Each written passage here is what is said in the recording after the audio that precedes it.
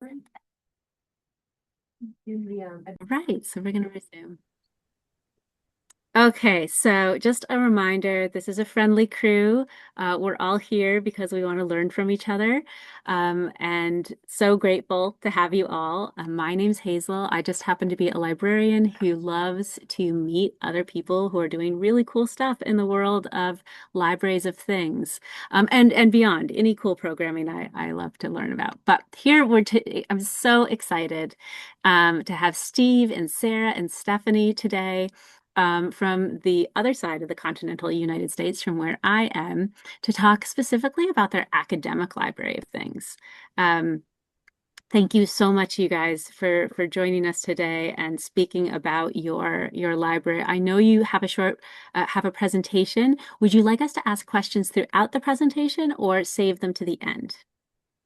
I think we could just save it to the end. We just got to have a little presentation, just kind of introduce what we do, and then mostly it will be questions at the end.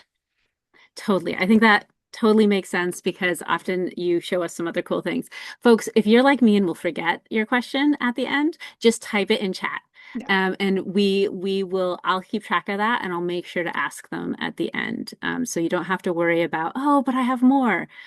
Just put them in chat and we'll get to all of them. And again, if you don't have questions, I will monopolize it and ask plenty of my questions. So you should save yourselves from that and definitely ask away. So with that, again, thank you all so much for sharing, for one, doing the work, and two, sharing it, because I know that takes extra time and effort. So please, I'm going to let you take it away. All right. Uh, sorry, a chat thing popped up right over the share button. But now, Always, hopefully, right? you are seeing our slide deck.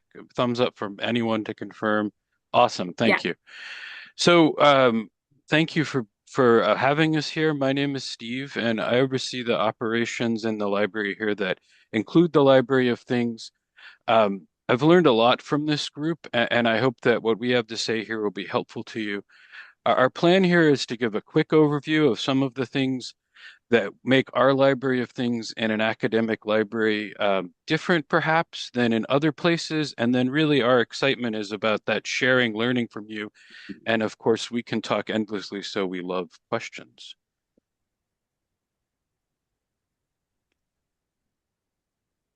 Yeah.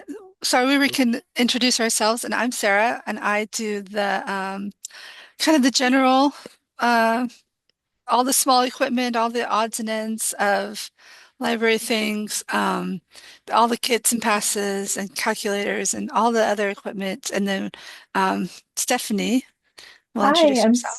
Stephanie. I'm the coordinator of the laptop collection, hotspot collection, and 3D printing.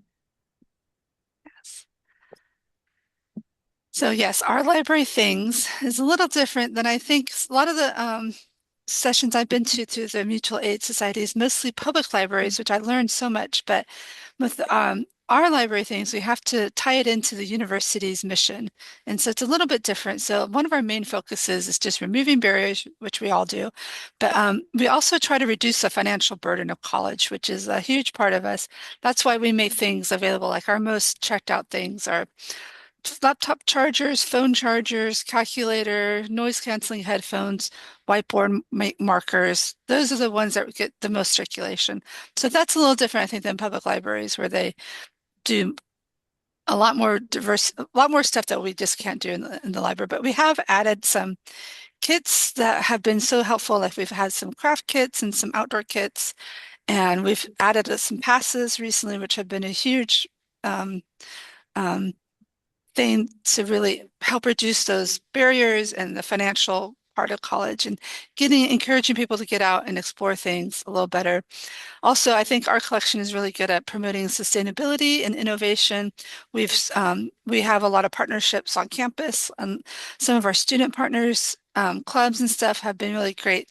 We have an astronomy club that helped us pick out a smart telescope and things. So things like that, I think are what help us as we advocate for our collection on campus. Sorry, Steve. So first, I'd just like to address that the OSU library is actually three branches. So we've got the Valley Library here in Corvallis, our main branch, and that's where we're based. There's a branch over at the Newport campus and a branch 3 hours away over in Bend. So each branch tailors to the unique needs of that area. For example, the Newport Library has a beach cleanup kit, which would not be as useful here, but makes a lot of sense for their coastal location. And rather than just seeing the student as purely an academic, we try to cater to their needs from a more holistic approach. So we provide plenty of study aids, calculators, chargers, laptops, etc. But we also have kits to enrich their free time, such as sewing kits, collage kits, mini computer kits like Raspberry Pi, so people can tinker, explore hobbies, and just support lifelong learning. All right. So I will say the thing that excites me the most, other than just all of the things, it is the partnerships that we can develop. And for decades working in libraries, books was sort of the way in the door. And now we have an entirely new tool set for that, right? No one, now less and less people say, why are you here with your things, right? In addition to just like, you belong here with your books. So as a couple of examples,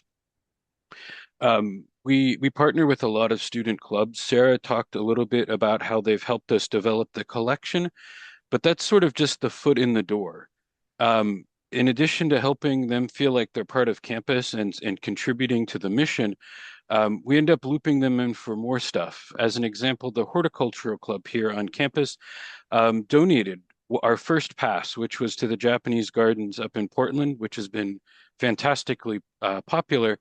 But it's led to a lot more collaborations, including events like our Crafternoons, where we've had events like decorate your pot and plant a clipping. And so you can see how this just sort of builds and grows. And then in addition, we've had a lot of connections to friends on campus who support students in other ways. The second example I'll highlight is our counseling services, where we had a long time program of checking out therapy light lamps to students in partnership with them. But it's really matured a lot under Sarah's guidance into, in addition to many other things, one of our most popular regular events that's titled Calm Week that we hold during midterms weeks. Finals is sort of where everyone focuses on helping students and their needs. And so they've sort of clued in on this time when it's still possible to make changes to make finals less stressful. So I think in addition to being a unique time, it's a good time for people to get that help. And we set up the whole library with craft events, workshops, and even a mini mind spa rooms where students can go to rest and relax. I'm going to show you yet another slide with some of our other partnerships, but we're not going to talk a lot about them right now unless you have questions later. And take it away. Oh, Stephanie, you're muted, sorry. Thank you. I would have just kept going. So we promote the library things through a few different avenues. So you'll often see us out outreach events, tabling both away from and within the library. And then we've evolved from having a binder at the table to flip through to a library of things menu that's in a bit of a pamphlet form. So the pamphlets are available both at the tabling events, and then they can always be found here at our borrowing and information desk. I believe we have a copy of it online as well, but it's in a slightly different format online. Then we also often hold petting zoos at events and here at the library where patrons can come up to the tables.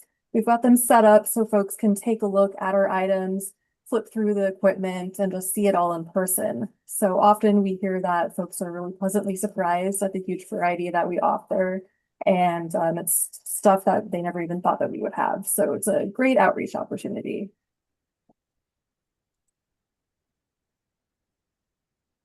So we are a university, and most of our things are available to anyone who has a card. And we are because we are a land grant, sea grant, space grant, and sun grant, but mostly that land grant institution, we have to make our things available to the public. And so anybody in the state of Oregon can come and get a library card and use our equipment, except for the laptops and hotspots, because you have to have an OSU ID to sign in. So, but everything else we make available because we think it's the right thing to do, and it increases goodwill around the area. It helps people who might not have. Somebody wanted to learn how to program and they checked out a Raspberry Pi first before they wanted to buy it. So it was a great example of letting them use the things before they wanted to make the commitment to buy it. And it deepens our relationship with our public library. Steve in our last one of our other slides about our partnerships with the public library. So like we often refer people to the public library. We're nice that they're just the Corvallis-Benton County Public Library is just about a mile away from us. Um, and so like we don't have the best fiction collection, unfortunately, but we often refer them to the public library. And they make their cards available for anyone who studies or works or has anything to do in the Benton County, which is really nice. And so we just make that reciprocal privilege for on campus too, which is it's nice to have so much back and forth with our public library. And yeah, so that's why we make it available to the public, and we really like that people from the area can come and use our things also. And I'll chime in and add Yeah, that they're conveniently just a mile away down the street here. So works that's a out well. huge help. We can Yeah, just kind of pass people back and forth if need be. yeah. We'll go on talk a little bit just briefly about our storage because I know that everybody has questions about storage. So when we remodeled our space, we started this slat wall, which was a huge help. We like that it's so flexible. We can move things around as we need to. It's easy to grab things. Our pile of calculators and stuff, they're easy to grab and check out to students and patrons. We have the black thing on the left side is our study room e-cards, but that's actually something we're going to be doing away with this next academic year because we're trying to simplify our processes. So that's going to be a huge, huge bonus. Then like we also have like our therapy lamps on the top left there, and yeah, just a great way to have our flexible storage. That slat wall was a game changer for us. Yes, Steve, we can go to the next slide. And we also have these credenzas all over the place in our back office and stuff. Those really help to have storage available on both sides and easy to grab at the desk there. And then if you want to keep going, Steve, yes. Yeah, so just behind that last picture of the credenza were our laptop carts. So here they are. We have 5 fairly large laptop carts to hold our 180 laptops that we loan out.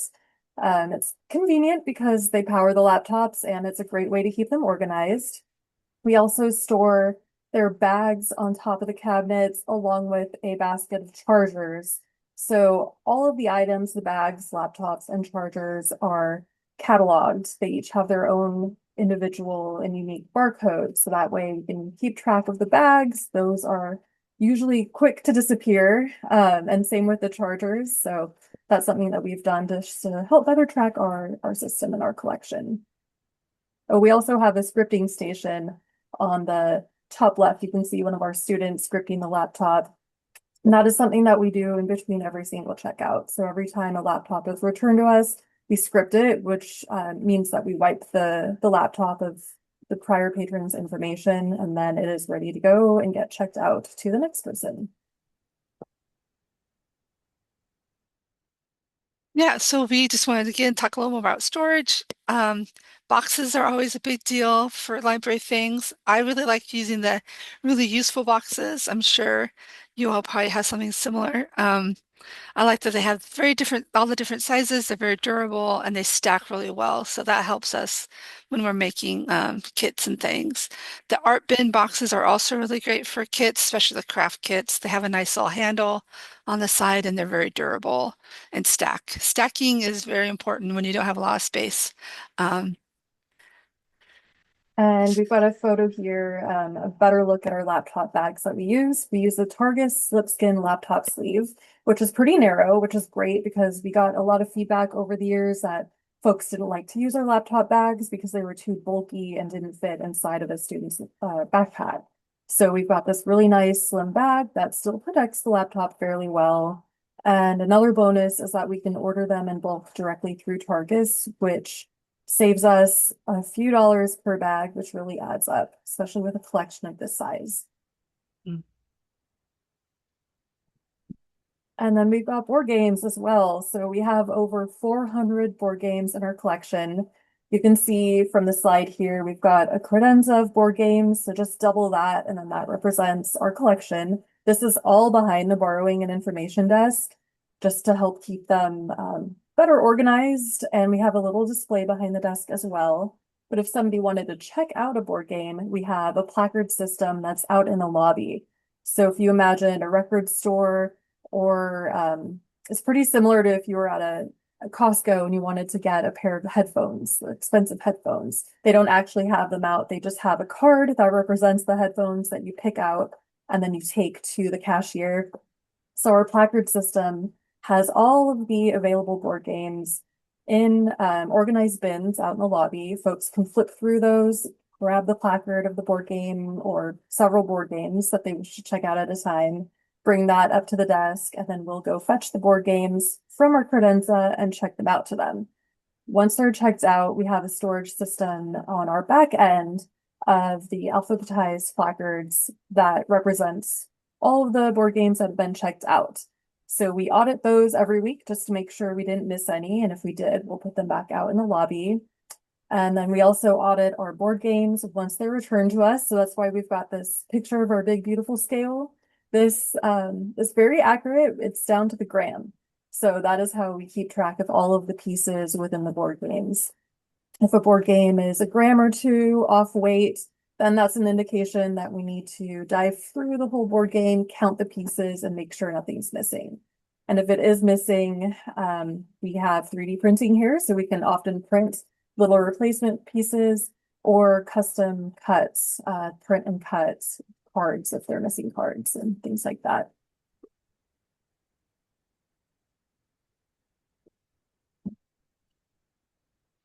Unmute. All right. All right. Well, thank you for taking the time to listen to us. I can guarantee that we could have gone on for more than the allotted time here, probably on any one of those cards. We're pretty passionate about the topic. But really, right now, I hope that you've come here in the Library of Things spirit of sharing. And in that spirit, of course, we're sharing our contact information. So if those of you who might think of something later you want to talk to us about, or you're just a little bit too shy to speak in this group, although small at the moment, that we know will be published worldwide soon enough. Hazel will also be sharing our slide deck later if she's up for it. But again, now we really just want to talk with you, hear about your experiences, especially anything that our little presentation inspired you to think about. Um, Obviously, we're especially interested in any experiences you have either as an academic library or partnering with academic libraries. So yeah, talk to us. And of course, we're happy to answer any questions that you have. But again, talk to us. Yay! Thank you so much, you three. I'm trying to pin you all up now so that we can have a conversation. Uh, I'm getting the gallery here, making sure to pin you all. Um, I have oodles of questions for you if folks don't. But it looks like there's some already in here. So Jane asks, um, about do you have to recalibrate your scale? Yes, so about every other week to keep it accurate. And we have some printer directions for how to calibrate it that our board game coordinator or previous board game coordinator has left for us. Awesome. Spotlight, and we're going to add another spotlight here. Um, let's see, we have another one. Other than laptops, cords, cables, hotspots, calculators, and that type of academic tech, what are the most popular items? Our noise canceling headphones are very popular. We use the Bose noise canceling, so they're very nice and they work well, and they're Bluetooth, and they have the mic built in. So um, they they're the most durable I have found. We've tried other ones, but the Bose they're more expensive, but they're definitely the most durable. Worth it, worth the price. Yeah, I'm actually wearing them right now. Yes, yeah, So they work great and they've they're inspired me to buy my own pair for home. yeah, they're pretty nice. And usually you can find them on sale. I'm on the Bose listserv or list. And so when they have a flash sale, they just send me an email and I'm like, oh great, they're $150 off. Let's buy a bunch. So you can find ways to reduce the cost. Um, I have my brochure out in front of me so I can keep track of what we do have. Um, for How, academic tech, go ahead, Steve. I would say a non-academic but very useful one that is as one of our more popular items are bike locks. Um, one of the reasons I like this one is it highlights a partnership that we have on campus with OSU Transportation Services. Uh, they have provided, I think we're up to about 80 bike locks in the last 2 years. Part of it as a pilot program that they funded, and then now we get ongoing locks given to us as a prize that people can choose as part of their competitions that they have for encouraging people to bike to campus. So I think I love that. They check out hundreds of times per year. And the remarkable thing here too is, of course, they're really useful for that short term. I left my lock at home and I need to check out my bike, but it helps uncover sort of the underlying needs that are here on campus, in that about half of our bike locks are checked out and they're kept for a term or 2 terms. It really provides some students with that support they need to get by at all. Yeah, I think another academic tech is our drawing tablets. Our Wacom drawing tablets are really popular. Um, and they just because they can be very expensive, so it's nice again, a nice thing to try before you buy. We have Adrenos and Raspberry Pis. Um, we have a thing that it's not very popular yet, but I hope it'll catch on. But it's an AMA ESP32. It's something that like a computer science major student worker that we had really recommended, and it's like a little chip, but it has. I try not to just buy little chips, so I found like a little developer kit type thing. So it has all the parts to help. I think they use it in AI or something like that. I don't even know. But sometimes students come up with ideas and I'm like, I'll see what we can make happen. So it's kind of a fun way to work with the students and see what they want. But yeah, let's see. How else can Quick, you? Yeah, go ahead. so a quick follow-up on that. Yeah. Oh no, Sarah, I lost you again. Okay, I'll fix that. Or no, no, so what, for sanitation wise with headphones, do you, do you use a UV light? Do you use just wipe it off, or do you not do anything? We don't do anything. We do provide little alcohol wipes in our laptop bags and in um the headphone bags, headphone cases. I mean, I when they get checked in, you know, the student worker will just do a quick look over and then get it back out to circulate. We do like charge them once. We have a thing that we charge. Every few days, but mostly the patrons just take care of it. I mean, and if it's beyond repair, they will get charged for it. So we don't have any late fees. We don't have any, yeah, no overdue fees or anything like that. But if it's beyond damage and if they're missing them, they do get charged for it. So, um, but, um, but yeah, we don't do any kind of in between uses because headphones check out for about 6 hours at a time.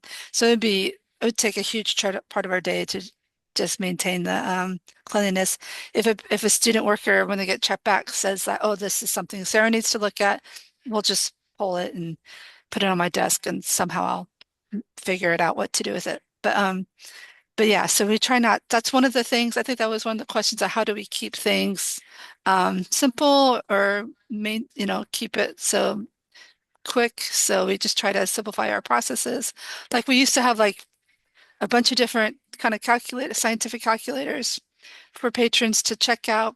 And then we've reduced it to just one. So you just get like if you want a calculator, this is the one you get. You don't get all the options like we used to have. So I think that helped simplify some things. Um, So Stephanie's also doing really good double duty here on answering questions yeah. in the chat at the same time. So for those of you who don't have chat up, one of the questions that Sarah just partially addressed was how else do you make the check-in process quick? And Stephanie called out that they actually just check in the board games immediately so the patron doesn't have to wait, and they do some of that QC stuff or quality control stuff afterwards. Yeah. Which I think is a really cool way to do it because you're not charging them if they did forget a few pieces of the items, correct? I have a follow-up on that, which is again, I'm trying to pull from some of these tendrils that we've had at other presentations as well, or in the Lot Mutual Aid listserv. There's people deal with these things all sorts of different ways. Since you have such an extensive, large board game collection, or you have such an extensive, large laptop collection, there's a lot of oohs and ahs on the chat, just so you know. Some of us are very jealous. Is it something where you're keeping pieces and then using them to replace, or do you have a very large replacement budget to manage those items? Or or are you constantly buying new things? Can you talk to us a little bit about that maintenance aspect? Yeah, I can definitely speak on the maintenance aspects. Steve might be able to speak a little bit more on the replacement side, but we do often hold on to our retired board games, and then we use those as parts, sort of like old cars that sit around and just exist as parts, yeah, just for parts. So we have, um, I know Clue is one that I've seen a few of. I think we have about 3 old Clue games.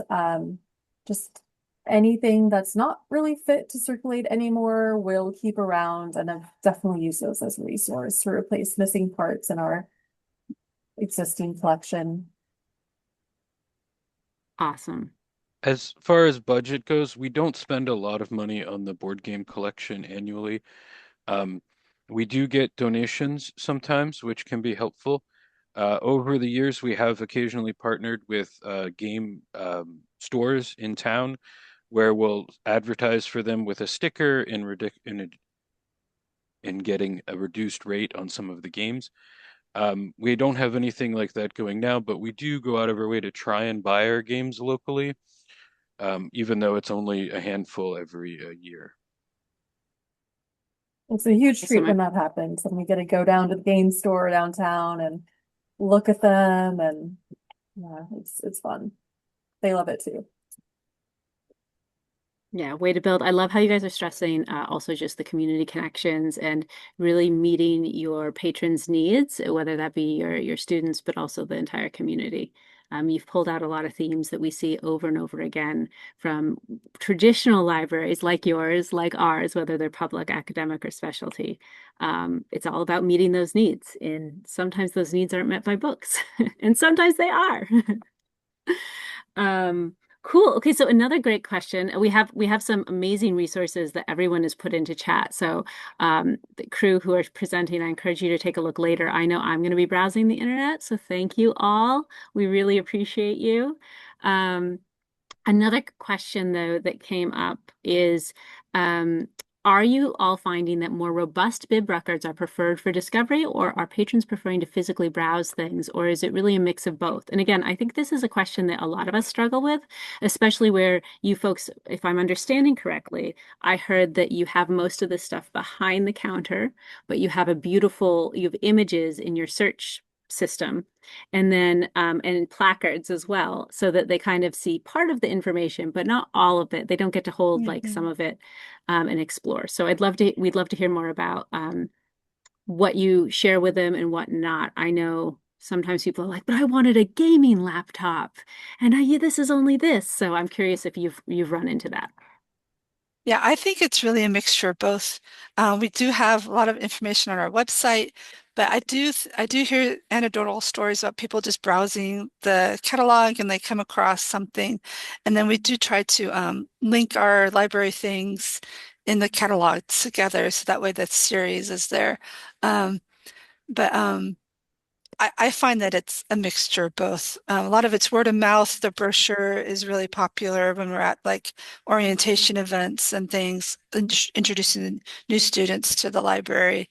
Um, yeah, I Makes like sense. having a robust bib record, especially for kits and things that are more complicated. Calculators don't really need that much information, but like all the pieces and what to do with a kit, I think is really helpful. Yeah. And since we got our slat wall up, depending what side of the borrowing and information desk you approach it at, you have a really beautiful view of the slat wall and all of the items on it. So we'll have some people just stop and stare at it and, oh, that's really cool. And then they ask, oh, can we come back here? And we'll say no, but you can just point and let us know or describe what it is you're looking for. Same with the board games. It has improved quite a bit since we got the placard system. We don't have as many people trying to come back behind the desk to come grab a board game. But it is still very visible from the desk. So it does inspire people to check out board games because they see that and then they want to know more about it and how they can access them. Yeah, I wanted to I say love that. thank you. Sorry, I wanted to say thank you to Kitty Bowler on chat, who's part of our Gwyn. Gwyn is the Gwyn Library at OSU is part of the as a branch for us, and it's on the coast, it's on the Oregon coast, and so she is really great about making their items discoverable on their website too, and their catalog.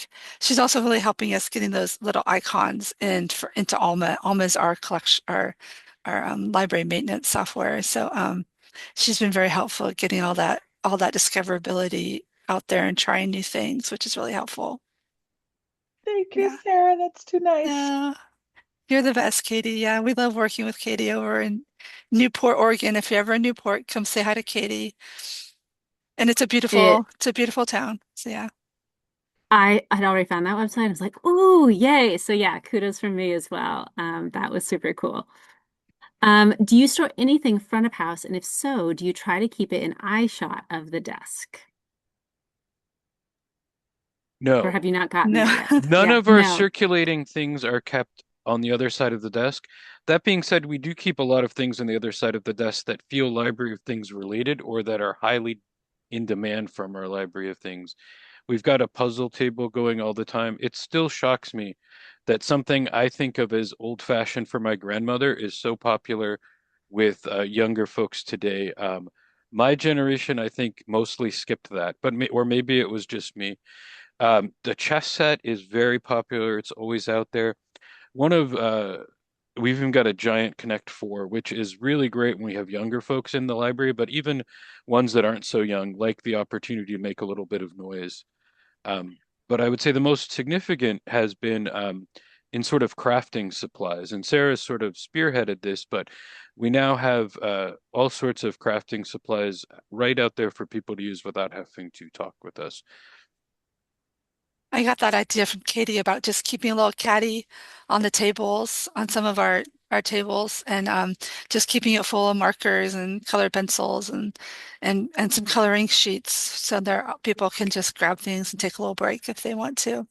Also, we have, I guess, kind of a library things adjacent. We do have this last year we started a little children's room area, and so we did make available like Duplos and Lincoln Logs and some coloring pages, specific children's coloring books and things, some little manipulatives for children to use while their parents are studying, and that's in addition to it.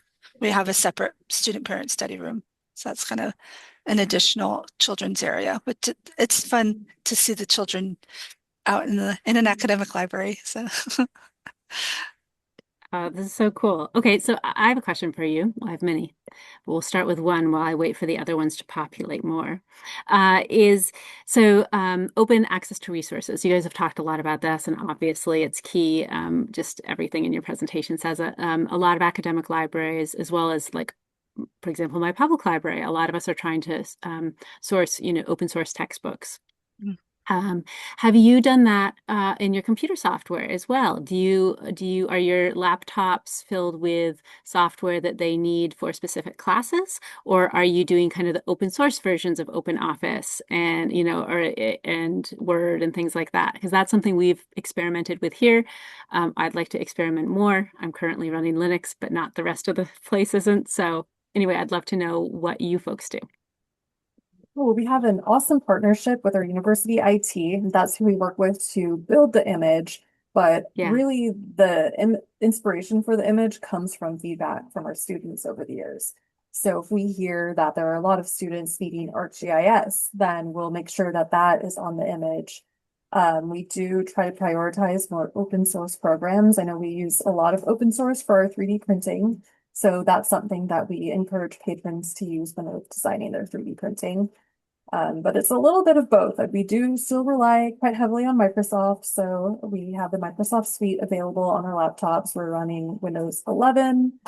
But it is a little bit of a balance of both. I mean, both we try to install programs that do have a paywall. So that way folks who just need the program can loan the laptop and have access to that software. But we also have some open source software on the laptop. So if somebody simply needs a laptop, then they can just check out the laptop and use whatever programs they need that day or that week. Super cool. That's great to hear. Do you have anything on your computers that you could also share? So for example, you mentioned wiping the computers and things, which I think is something that we all do a lot of at if we lend Chromebooks or something. If you had any resources like that that would be like, okay, this is our training that we provide staff to do this, if it's more widely applicable than beyond your university, which I recognize again with your IT, it may just be your university. But that's the other type of stuff. We love sharing that type of, oh, this is the maintenance thing we do on the Lot Mutual Aid group. So I'm just going to put that out there to all three of you in case, and all of you, all of you folks, if you have something like that, even if you're like, oh, well, this is pretty general, you guys might want to use something similar. That's something that could save someone else a bunch of steps when they're developing it. So feel free to share. We have some really cool stuff coming up in chat right now, just so you all know. If any of you missed it, Steve put up a great thing to the family resources link. I will be checking that out later. And Katie added in a really cool picture of something from the smart cabinets from the Library of Things UK. If you're interested in cabinets, there's actually a current chat on the Lot Mutual Aid group, which is just talking about lockers. And I referred folks also to Anna's presentation that is really interesting. The hack old IKEA cabinets, or you could buy a brand new cabinet if you want. And you can just buy the software and you can use your phone and check in and check out Library of Things items. So Reykjavik Library does it in Iceland, and there's a few others. And of course, there's other software as well out there. But that's just one more option. Also some great information about software and laptops. Steve, thank you. You are so quick. I was trying to be as cool as you and put those things up, but before I even got my browser up, you're going. You're hired. I want you with me all the time. That's great. Everyone So needs a roadie. Yeah, I have a 100%. question. I have a Yeah. question. I see for the University of Connecticut, I forget who posted that, but I was just looking at their page now. How do you keep the kites and chairs, maintain those? We have outdoor blankets to be used like in our quad out here, but we don't have, we do have the College of Forestry does like check out their own chairs or something, but we haven't done chairs ourselves. How do you maintain those chairs and kites? I'm curious. Oh, no one's borrowed the kites yet. Okay. So I can talk. We lend both of those items. And Okay. I don't know if you folks have done a repair cafe yet. But if you We have a student haven't, group that does it, but we don't do it in the library. Not yet, but yeah, we don't do it in the well, library. you could probably partner with that repair group, your Hmm. student group that does We're it. working And on, yeah. then, yeah. And so we now have specifically repair cafes in our community, but as well as my colleague John really helped start them in our community. And so now he works less and our patrons get repair more. So our patrons now can go to a repair cafe every month. And then because we partner with so many organizations in our community in neighboring towns and things. And then we also have specific days where we have a repair cafe just for Library of Things items.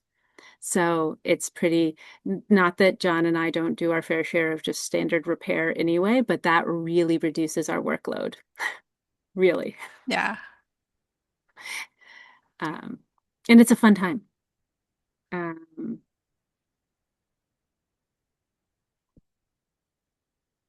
okay, let's see. Who else do I have? So I think.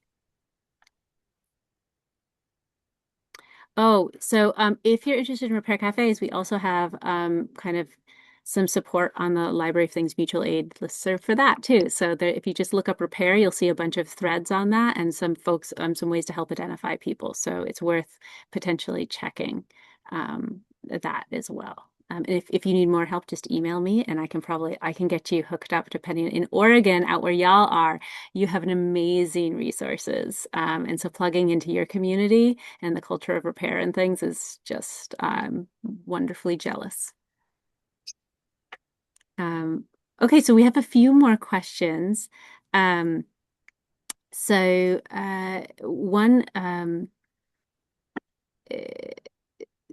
Yes. love how you're kind of collaborating with so many other folks, throughout the your area. Are there certain things that you're getting that are just requested by students that, other than the ones you mentioned that you're trying that maybe haven't worked? Like, have you gone down the VR path, for example?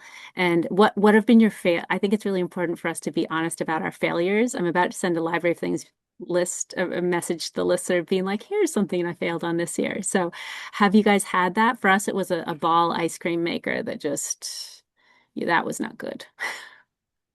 We have been asked a lot about VR, and I haven't done it because, from what I understand, is that you have to wipe them each time like you do a laptop. And we have a hard time just keeping up with the laptops that I don't want to add another um, thing to have to wipe a lot. We have some digital cameras. We also wipe the SD cards, but that's a pretty easy thing. So I haven't done VR. We're fortunate enough in our library that we have, it's not part of the library, but it's in the library building. We have a thing called Media Hub, which is available for students to use for their classes and assignments and things. So like they have the more complicated equipment like cameras and and like videography and like much more complicated things than luckily we can just have some of thanks Stephanie posted a link to our media hub. It's part of the student technology whatever department in the university. um, and so we haven't they have like a couple, and when I talked to the manager she was like, don't do it, Sarah. So I'm like, okay, that's easy. I'm not going to go that route. But yeah, we have thought about purchasing cardboard VR goggles with your phone. Thing is, though, I mean, I hate to brag, but we have some really smart students that we're mostly an engineering kind of university. And so they have access to a lot of other technology and in their colleges and stuff. But we do try to like our 3D printer is available for all majors, whereas like the College of Engineering 3D printers is available only for their major. So we do try to find technology we can use that and make it available to everybody. Um, so it's a little different environment on being on a university than other places. So, but yes, Stephanie, do you want to say something about that or? Uh, Uh, Really just more of the same. I've heard that it can be a privacy nightmare and also a bit of an expense. So I know the software is very expensive and they're just a little more difficult to maintain. I believe Media Hub has just a handful on course reserves just for folks taking the new media communications courses that requires the VR. And even that course, I think that they were discontinuing it. Todd Kesterson is who ran that class and also published a paper on, I think, the failure of the VR lending. So I can try to dig that up in a couple minutes and post it in here if anyone's interested in reading more about it. Yeah, well, I was just using that as an example because I know it's something that folks have struggled with. Drones is another one that folks We have kind of haven't done struggled drones. with, right? Yeah, exactly. And I didn't see either of those, so I was just curious. I was like, I bet they've been asked. I'm curious what they decided and why, which is always cool. Um, I had But another question. for what it's worth, on the failure lens, Yeah. I think we try not to be too extravagant. Like I think sometimes a library mindset is let's create this perfect thing that everyone's going to want. And instead we try and be incremental about things. And of course, part of that's because of our limited budget. Um, but we do, to me, the biggest failures are probably the things that don't come back. Like we're and like so some of our basic stuff we have to replace what like 150 calculators or so a year that don't come back and that and to me that's like an inconvenience and not great. I worry more about the people that check out some of our more expensive things and then don't return them. There often seems to be like a big overlap in the Venn diagram between can't afford to pay for this and doesn't bring it back and something happens to it. And so, figuring out that is something I feel like we failed at. We haven't really figured out how to crack that very well. Um, the other things where you get something that nobody really uses, it's not a huge failure when you've bought one of them, which is helpful. And we try and make a lot of changes, like always assessing our what we're doing and seeing if it still matches. I think Stephanie has a great example, for instance, about loan lengths for our laptops and how we've changed those over the last couple of years. Yes, we've gone from long-term loans over the whole term and 1 day loans to just having one collection of 1 week loaners that can renew automatically up to 3 times as long as there's no wait list. So that has helped tremendously in making sure that those who really need it can have it a little bit longer. And then it's also expanded our collection quite a bit too by integrating the 3 collections that we once had into just one grander collection. We As used to for have Chromebooks, and now we just do Dell Latitudes. Yes, And so, yeah. So technically, we had 4 different collections too: the 1 day Chromebooks, and then 1 week Chromebooks, 1 week Dells, and then the long-term Dells, and now the Basic Needs Center in a different building on campus handles the long-term loans. They That's have their own awesome. collections of long-term textbooks, long-term calculators, small collection of laptops. I think it's only 10 or 20, but they do have those available too. But that's great. I mean, that's this lending ecosystem where we're providing people with these different needs, just like you talked about the fiction books from the public library. And that's we're going to need so many different players. So again, what you're saying here is echoed around the world. I love how you're also Steve, and how you called this out too, as well as Stephanie, how, okay, well, we're going to do a lot of certain items, like a lot of laptops, but then we're going to do one-offs of certain other items. And I think that's something that you do see a lot at academic libraries and is a really cool service provision. So I guess I like to always end with kind of a question. Just I would love your honest opinions, and I think you're probably very biased because you're here with us, and that's okay too. We'll call that out. But despite the hassles and certainly the more work that this can be, because it is a little different and it's not just books and some of the other things you do. And of course, you do have some losses that are a little different than books. Have you found circulating this collection to be worth it overall? And what do you have any plans for the future with that kind of return on investment, whether it's your time, your effort, your energy in mind? yeah, I think it's worth it. I think when we're tabling at events, promoting the library, it's the first thing people talk about. Even people who aren't part of our little library things team, the subject librarians, the admin, they're quick to say, you can get a pass at the library. You can check out your calculator. I mean, it's a great way to really promote the library as a whole. And I think Steve was great at pointing this out to us one time. As far as the library budget, it is the smallest part of the library budget, but it circulates the most of any other part of the collection.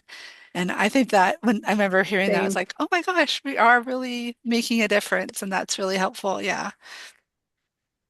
And Steve and Stephanie, if you want to, is there anything you want to say about that? Or we're doing awesome. I love it. Feel like we're pushing kind of the boundaries of what a library, especially academic libraries, can be really insular and stuff. And I feel like we're really kind of pushing it out there, which is fun. So And I feel like it brings more people into the library too. They might come in for a fun item and then see some of our book displays and find somewhere new to study. And that's a great way to get more folks in through the doors.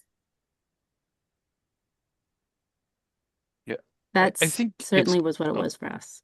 No, go, I Steve. would say 100% worth it. No questions. What I really love about it beyond the things other folks have said is that it opens people up to the possibility that we're here for them just generally, right? And for a wide, so my hope when I meet students is regardless of what you're looking for, regardless of what's going on, come in and talk to us and ask us about it. I mean, I think we all that work in libraries think of ourselves as experts at referrals and experts at finding information, right? So sometimes they might come in looking for something and they get surprised that we can help them, whether it's a calculator or lately since AI has become so in the gestalt, note cards have become remarkably important for students, where they used to make up notes that they would then trim out of paper, and I would spend all of my time helping them figure out how small the print could be. Now, most of them are having to write them by hand on note cards if they're allowed at all. And so we bought a big box of those and hand them out to students as they need them, right? But just starting and asking the question is really how you get where you need to go in a complicated place, whether it's a city or a county and you're helping out in your public library, or it's a campus and you're helping out at your academic library. Amazing. Okay. Well, I do want to respect your time because I know you are very busy people oh, as well as everyone on the call. Thank you all so much for coming. We couldn't do these. Um, I mean, honestly, Stephanie, Sarah, and Steve would have probably just talked to me. I'm not gonna lie, they're those type of humans. But it makes it a much better ask when I'm like, it's not just me. People are gonna come and listen, and we're gonna all learn from each other. And I can't tell you, I'm so excited. I've actually reached out to some of your libraries who are on this call, and I haven't gotten through to you. So it was really lovely. It's always really exciting for me to see other new humans who I haven't chatted with. So because I've cold emailed a lot of libraries. So, thank you all so much for being here. A special thank you to Stephanie, Sarah, and Steve. Again, open invite for anyone to continue sharing your wisdom on the Library of Things mutual aid group. Steve beat me to putting in a link earlier. And please don't hesitate if you know of a cool Facebook group or you're in an Instagram group or you meet in person at a coffee shop and talk about Library of Things. Don't hesitate to put that information, on it as well. We just started this because we wanted a place to share, but that doesn't mean there aren't other great places too. Um, we have school librarians, academic librarians, specialty librarians, and public librarians, all more in the traditional library field. But even if you know someone who isn't, they're of course welcome. This is a mutual aid group. No big deal. So thank you so much, thank you for West hosting, Coasties. Hazel. Thank Thank you. you. And I learned a bunch, and I'm going to be reaching out to you again about some cool potential collaborations, and really, really grateful for you all. Thank you. Have a great day. Yay. Hope to hear from you all soon. Right back at you. Come visit our site, and I'll come visit you. Ditto. Yay. Bye. Bye.